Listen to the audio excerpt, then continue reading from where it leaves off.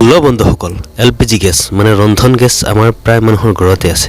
প্ৰধানমন্ত্ৰী উজ্জ্বলা নামৰ আঁচনিৰ সহায়ত বৰ্তমান ভাৰতৰ প্ৰত্যেক ঘৰতে ৰন্ধন গেছৰ সুবিধা আছে। আজি আমি প্ৰায় সকলোৱে ৰন্ধন গেছ কেনেদৰে ব্যৱহাৰ কৰিব লাগে জানো, কিন্তু বন্ধুসকল আমি এই ৰন্ধন গেছত ব্যৱহাৰ হোৱা চিলিণ্ডাৰৰ বিষয়ে কিমান জানো? যেনে চিলিণ্ডাৰ গোল কিয়, ইয়াৰ তলত থকা এই ফুটাকেইটাৰ কাম কি, ইয়াৰ ওপৰত লিখা এই কোডটোৰ অৰ্থ কি, ইত্যাদি ইত্যাদি কথা। যদি আপোনালোকৰ ঘৰতো ৰন্ধন গেছ আছে তেনেহ'লে এই ভিডিঅ'টো শেষলৈকে চাব, কাৰণ এই সকলো কথা জানি ৰন্ধন গেছত ব্যৱহাৰ হোৱা চিলিণ্ডাৰৰ কথা জানিব পাৰিব, যি আপোনাক ৰন্ধন গেছৰ চিলিণ্ডাৰৰ পৰা হোৱা দুৰ্ঘটনাৰ পৰা ৰক্ষা কৰাত সহায় কৰিব পাৰিব। নমস্কাৰ বন্ধুসকল, মই সীমান্ত নজনা কথা নামৰ চেনেলটোলৈ স্বাগতম, য'ত আমি জানো কিছু নজনা কথা।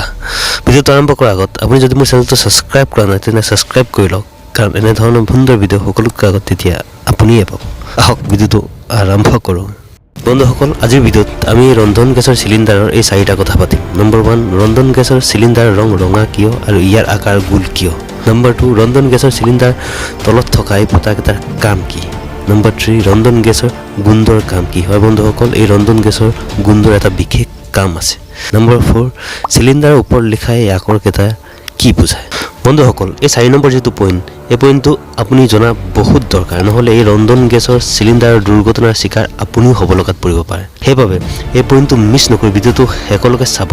এই কথাই আপোনাক আৰু আপোনাৰ পৰিয়ালক ডাঙৰ দুৰ্ঘটনাৰ পৰা বচোৱাত সহায় কৰিব পাৰে।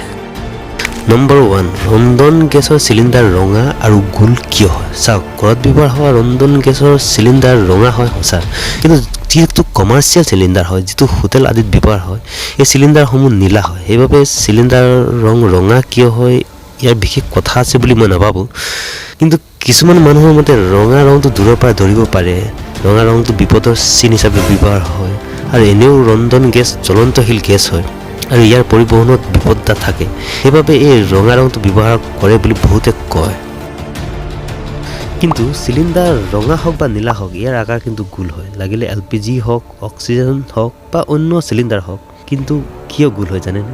আচলতে ইয়াৰ পাছত এটা বৈজ্ঞানিক কাৰণ আছে। চাওক, যিকোনো ধৰণৰ লিকুইড যদি কোনো পাত্ৰত ৰখা হয়, সেই লিকুইডৰ যিটো প্ৰেছাৰ সেই পাত্ৰটো কোণত বেছি পৰে, সেইবাবে চিলিণ্ডাৰ গোলকৈ বনোৱা হয়, যাতে ইয়াৰ প্ৰেছাৰ চিলিণ্ডাৰৰ ভিতৰত সমান হয় আৰু এই গোল আকাৰে চিলিণ্ডাৰক বিস্ফোৰণ হোৱাৰ পৰা ৰক্ষা কৰে।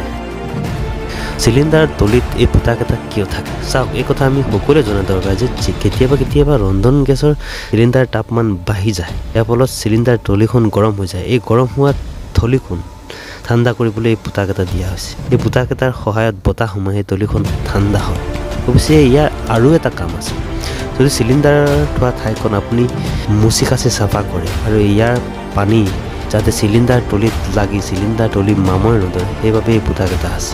এই ফুটাকেইটাৰ বতাহ সোমাই সেই তলিত জমা হোৱা পানী শুকুৱাই দিয়ে। এতিয়া দেখিলে এই কাম নাইকিয়া বুলি ভবা সেই ফুটাকেইটাৰ কিমান কাম আছে।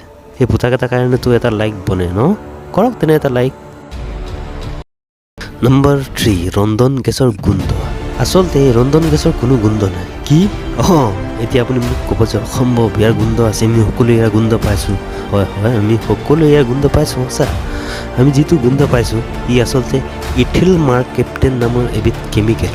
এই কেমিকেল ৰন্ধন গেছৰ লগত মিহলোৱা হয় যাতে ৰন্ধন গেছৰ গোন্ধ ওলায়। এতিয়া আপোনাৰ মনলৈ প্ৰশ্ন আহিব পাৰে যে ইথিল মাৰ্কেপটেন নামৰ সেই কেমিকেলটো মিহলাই গোন্ধ কিয় কৰিব লাগে? নিমিহলালেওতো হল হয়, কাৰণ ইয়াৰ গোন্ধ ইমান ভাল নহয় ন? ৰন্ধন গেছৰ গোন্ধ নাথাকিলে কি অপকাৰ হয়?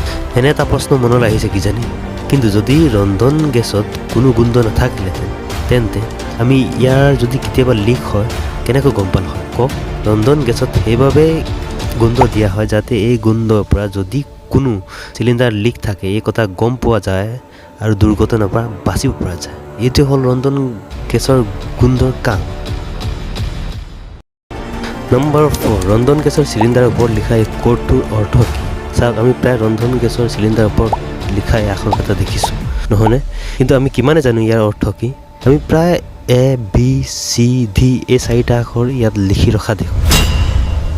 ইয়াৰ অৰ্থ হ'ল এনেধৰণৰ: A মানে জানুৱাৰী, ফেব্ৰুৱাৰী, মাৰ্চ, B মানে এপ্ৰিল, মে, জুন, C মানে জুলাই, আগষ্ট, ছেপ্টেম্বৰ, D মানে অক্টোবৰ, নৱেম্বৰ, ডিচেম্বৰ, আৰু ইয়াৰ পাছৰ সংখ্যাটো হ'ল ইয়াৰ চন।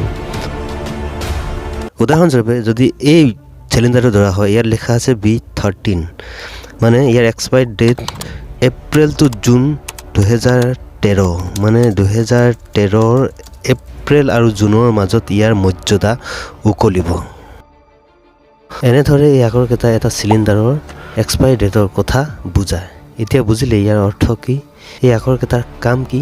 পাছৰবাৰ যদি চিলিণ্ডাৰ লয় তেনেহ'লে এক্সপায়াৰী ডেটটো চাই ল'ব। সি আপোনাক ৰন্ধন গেছৰ চিলিণ্ডাৰৰ পৰা হোৱা দুৰ্ঘটনাৰ পৰা বচাব পাৰিব। বন্ধুসকল, কেনে পালে এই ৰন্ধন গেছত ব্যৱহাৰ হোৱা চিলিণ্ডাৰ বা LPG চিলিণ্ডাৰৰ বিষয়ে এই কথাকেইটা জানি মোক কমেণ্ট কৰি জনাওক। ভিডিঅ'টোৰ পৰা যদি কোনো কথা শিকিব পাৰিলে তেন্তে ভিডিঅ'টো লাইক কৰক, চেনেলটো ছাবস্ক্ৰাইব কৰিব এনেধৰণৰ ভিডিঅ' চাই থাকিবলৈ। মই লগ পাম এটা নতুন ভিডিঅ'ত, তেতিয়ালৈ নমস্কাৰ, গুড বাই।